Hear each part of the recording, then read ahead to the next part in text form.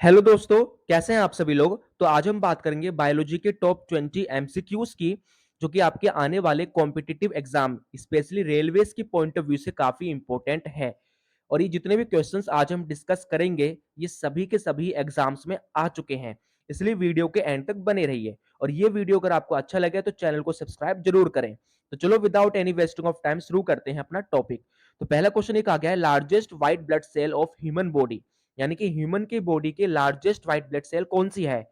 Monocyte, lymphocyte, neutrophil या basophil. तो इसका करेक्ट ऑप्शन है दोस्तों ऑप्शन ए, मोनोसाइट। यानी कि मोनोसाइट ह्यूमन की बॉडी की लार्जेस्ट व्हाइट ब्लड सेल है। और वहीं स्मॉलेस्ट कौन सी है, तो वह है लिम्फोसाइट। इसको ध्यान रखेंगे। Now question number 2, what is the scientific name of wheat. हमारे गेहूं का साइंटिफिक नेम क्या है। ओरिजा सटिवा, ट्रिटिकम एस्टिबम, मेंजिफेरा इंडिका या जियामेज। तो इसका करेक्ट ऑप्शन है दोस्तों ऑप्शन बी, ट्रिटिकम एस्टिबम। ये हमारे गेहूं का साइंटिफिक नेम है। वहीं जो ऑप्शन ए है ओरिजा सटिवा, ये हमारे राइस का साइंटिफिक नेम है। मेंजिफेरा इंडिका हमारे मैंगो का साइंटिफिक नेम है। तो वहीं जिया मेज हमारे मक्के का साइंटिफिक नेम है। और गेहूं का क्या है, ट्रिटिकम एस्टिबम। तो ये एक इंपॉर्टेंट क्वेश्चन है। Now question number 3, which of the following crop is the kharif crop. इनमें से ऐसा कौन सा क्रॉप है जो खारिफ क्रॉप है। पहले समझते हैं कि खारिफ क्रॉप क्या होते हैं। तो ऐसे क्रॉप्स जिन्हें गर्मियों के मौसम में उगाया जाए उन्हें खारिफ क्रॉप कहते हैं। और ऐसे क्रॉप जिन्हें ठंडियों के मौसम में उगाया जाए उन्हें रावी क्रॉप कहते हैं। तो क्वेश्चन में पूछा गया है कि इनमें से खारिफ क्रॉप कौन सा है, वीट, राइस, पोटैटो या टमेटो। तो इसका करेक्ट ऑप्शन है दोस्तों ऑप्शन बी, राइस। ठीक है ना। Now next question, which of the following which of the following gas is responsible for ripening of fruits. इनमें से ऐसी कौन सी गैस है जो फ्रूट्स के पकने के लिए रेस्पॉन्सिबल होते हैं, यानी कि फ्रूट्स के राइपनिंग के लिए रेस्पॉन्सिबल होते हैं। ईथर, अमोनिया, इथाइलिन या एसिटाइलिन। तो इसका करेक्ट ऑप्शन है दोस्तों ऑप्शन सी, इथाइलिन। इथाइलिन ये एक टाइप का गैसियस हार्मोन होता है जो कि फ्रूट्स के पकने के लिए रेस्पॉन्सिबल होते हैं, यानी कि फ्रूट्स के राइपनिंग के लिए रेस्पॉन्सिबल होते हैं। तो ये भी एक इंपॉर्टेंट क्वेश्चन है। Now question number 4, the part of the stem where leaf arises is known as. यानी कि स्टेम के कौन से पार्ट से लीफ निकलती है, अराइज होती है। नोड, ट्यूबर, बड या इंटरनोड। तो इसका करेक्ट ऑप्शन है दोस्तों नोड। जो सपोज करिए ये स्टेम है, ठीक है ना। और इस स्टेम में ये पार्ट है। तो स्टेम्स में ये जो वाले पोर्शन होते हैं, ये वाली पार्ट, यहां से क्या होती है, हमारी लीफ अराइज होती है, जिसको नोड कहा जाता है। और इस दो नोड के बीच का जो स्पेस है ये, इसे इंटरनोड कहा जाता है। तो जो लीफ है, लीफ वो हमारे स्टेम के कौन से पार्ट से राइज होती है, तो नोड से राइज होती है लीफ। इस बात को ध्यान रखेंगे। Now question number 5, the transpiration process in plants. Transpiration in plants is a process of photo respiration, food process, water loss या रेस्पिरेशन। तो इसका करेक्ट ऑप्शन है दोस्तों ऑप्शन सी, वाटर लॉस। यानी कि जो प्लांट्स में जो वाटर लॉस का जो प्रोसेस होता है उसको क्या कहा जाता है, उसको ट्रांसपिरेशन कहा जाता है। ठीक है दोस्तों। नाउ क्वेश्चन नंबर 6, ये एक इंपॉर्टेंट क्वेश्चन है, which of the following cranial nerve carries signal from eyes to the brain. यानी कि ऐसी कौन सी क्रेनियल नर्व है ह्यूमन की बॉडी की जो कि सिग्नल को हमारी आंख से ब्रेन तक ले जाती है फॉर द विजन, देखने के लिए। ऐसी कौन सी नर्व है बॉडी की, optic nerve, hypoglossal nerve, trigeminal nerve या ओल्फैक्टरी नर्व। तो इसका करेक्ट ऑप्शन दोस्तों ऑप्टिक नर्व। होता क्या है कि जब हमारे आईज में जब सिग्नल जनरेट होते हैं फॉर द विजन, देखने के लिए, तो ये सिग्नल सीधा हमारे ब्रेन में जाता है। तो इसको कौन सी नर्व है जो सिग्नल को आईज से ब्रेन में ले जाती है, तो वो है ऑप्टिक नर्व। ये बॉडी की सेकंड क्रेनियल नर्व है, इस बात को भी ध्यान रखेंगे। And it's a important question. ठीक है दोस्तों। Now question number 7, nitrification is the biological process of converting. देखो दोस्तों, नाइट्रिफिकेशन एक टाइप का बायोलॉजिकल प्रोसेस होता है जिसमें किसका कन्वर्जन किसमें होता है। तो इसका करेक्ट ऑप्शन दोस्तों अमोनिया। यानी कि जब अमोनिया NH3 का कन्वर्जन, सॉरी माफ कीजिएगा, इसका करेक्ट ऑप्शन दोस्तों option B, ammonia into nitrite. यानी कि जब हमारे अमोनिया NH4 का कन्वर्जन हमारे नाइट्राइट यानी NO2 माइनस या NO3 माइनस में होता है, तो इसी के कन्वर्जन के प्रोसेस को नाइट्रिफिकेशन कहा जाता है। तो इस बात को ध्यान रखेंगे और ये भी एक इंपॉर्टेंट क्वेश्चन है। Nitrification is the biological process of converting ammonia into nitrite. यानी कि जब अमोनिया का कन्वर्जन नाइट्राइट में होता है तो this process is known as nitrification. ठीक है ना। Now next question, which of the following part of brain controls the involuntary action of body, यानी कि हमारे ब्रेन का ऐसा कौन सा पार्ट है जो कि बॉडी के इनवॉलेंटरी एक्शन को कंट्रोल करता है। इनवॉलेंटरी एक्शन यानी कि ये ऐसे एक्शंस होते हैं बॉडी के जो हमारे कंट्रोल में नहीं रहते, जैसे हार्ट बीट हमारे कंट्रोल में नहीं रहती है, हमारा ब्लड प्रेशर, ठीक है ना। तो ये सब क्या है, हमारे इनवॉलेंटरी एक्शंस हैं। तो ये जो ऐसे एक्शंस, ऐसे जो फंक्शंस होते हैं बॉडी में, वो ब्रेन का कौन सा पार्ट रेगुलेट करता है? मेडुला ऑब्लंगेटा, सेरिबेलम, सेरिब्रम या पोन्स वेरोलाई। तो इसका करेक्ट ऑप्शन है दोस्तों ऑप्शन ए, मेडुला ऑब्लंगेटा, जो कि हमारे ब्रेन के पीछे की तरफ सिचुएट रहता है। तो मेडुला ऑब्लंगेटा ह्यूमन बॉडी के इनवॉलेंटरी एक्शंस को कंट्रोल करने का काम करता है, इस बात को ध्यान रखेंगे। Now question number 9th, which of the following muscle is the strongest muscle of human body? Human की बॉडी के स्ट्रॉन्गेस्ट मसल का नाम क्या है? हैमस्ट्रिंग, मेसेटर, सार्टोरियस या ग्लूटियस मैक्सिमस। तो इसका करेक्ट ऑप्शन है दोस्तों मेसेटर मसल। तो मेसेटर मसल, इसे हम लोअर जो मसल भी कहते हैं क्योंकि हमारे नीचे वाले जबड़े पर सिचुएट होती है।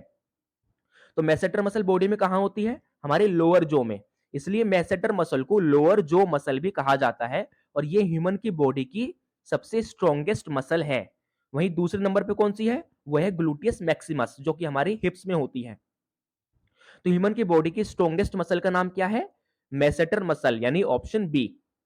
Now question number 10th, longest cell of human body is, यानी कि ह्यूमन की बॉडी की लॉन्गेस्ट सेल का नाम क्या है? Neuron cell, ovum cell, sperm cell या आरबीसी। तो इसका करेक्ट ऑप्शन है दोस्तों option A, neuron cell. Neuron cell human की बॉडी की सबसे लॉन्गेस्ट सेल है, जिसकी लेंथ अप्रोक्स 1 मीटर के आसपास होती है और ये मेल और फीमेल दोनों में होती है और ये ह्यूमन बॉडी के स्पाइनल कोड से अराइज होती है और सीधा हमारे लेग के टो में यानी अंगूठे में जाके सप्लाई होती है। तो इस बात को ध्यान रखेंगे कि अगर कोई पूछ रहा है कि ह्यूमन बॉडी की बिगेस्ट सेल कौन सी है, तो वो फीमेल की ओवम सेल है। ह्यूमन की बॉडी की स्मॉलेस्ट सेल कौन सी है, तो वो स्पर्म सेल है। लेकिन अगर कोई पूछे या क्वेश्चन अगर आता है कि ह्यूमन की बॉडी की सबसे लॉन्गेस्ट सेल का नाम क्या है, तो वह है न्यूरॉन सेल, जो कि ह्यूमन बॉडी के स्पाइनल कोड से अराइज होती है और सीधा लेग के टो में जाके सप्लाई होती है। और न्यूरॉन सेल इसका आंसर है, वो भी कौन सी वाली? स्काइटिक नर्व, ये इसका नाम है। ठीक है दोस्तों। Now question number 11th, important question number 11th है कि the book origin of species wrote by, यानी कि किताब है जिसका नाम है ओरिजिन ऑफ स्पीशी, ये बुक किसने लिखी थी? जॉर्ज लेमाइत्रे ने, लुइस पास्चर ने, रॉबर्ट कोच ने या चार्ल्स डार्विन ने। तो इसका करेक्ट ऑप्शन है दोस्तों ऑप्शन डी, चार्ल्स डार्विन ने ओरिजिन ऑफ स्पीशीज बुक लिखी थी, जिसके अंदर इन्होंने थ्योरी ऑफ नेचुरल सिलेक्शन के बारे में बताया था। इस बात को भी ध्यान रखेंगे। Now question number 12th, the term vermiculture is refers to, यानी जो टर्म है वर्मी कल्चर, इसका मतलब क्या होता है? Science of killing worms, science of rising worms, science of plants या साइंस ऑफ ग्रेप्स। तो इसका करेक्ट ऑप्शन है दोस्तों option B, science of rising worms, यानी जो हमारे वॉर्म्स जो कीड़े होते हैं उनको उगाना, इसकी जो साइंस होती है वो क्या कहलाती है? वर्मी कल्चर कहलाती है।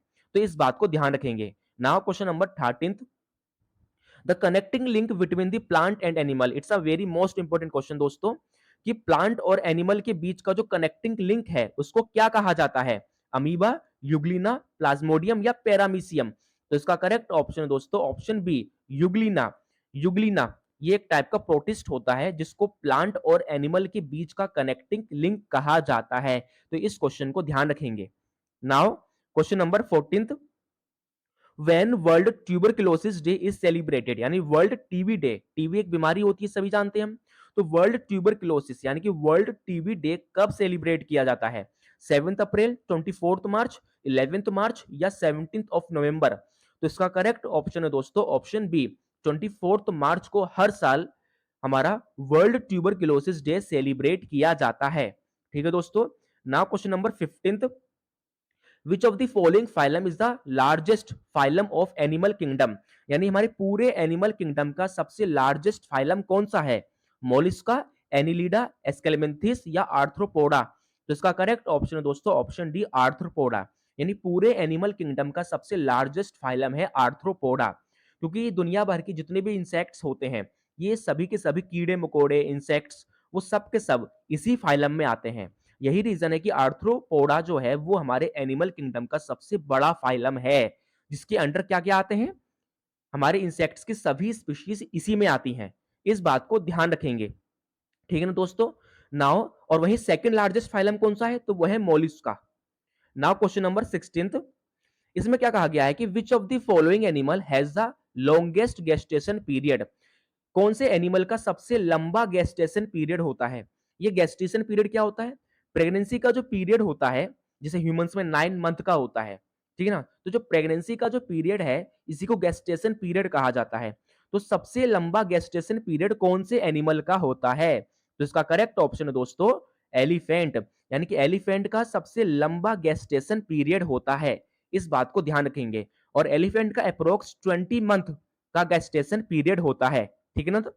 Now question number 17th, a chemical substance secreted by insects communicate to each other, यानी कि जो हमारे इंसेक्ट्स वगैरह होते हैं वो कौन से केमिकल सिक्रीट करते हैं एक दूसरे से कम्युनिकेट करने के लिए, ठीक है ना। हॉर्मोन्स, हिस्टामिन्स, स्टेरॉइड्स या फेरोमोन्स, तो इसका करेक्ट ऑप्शन है दोस्तों हमारा इसमें ऑप्शन डी, फेरोमोन्स, ठीक है ना।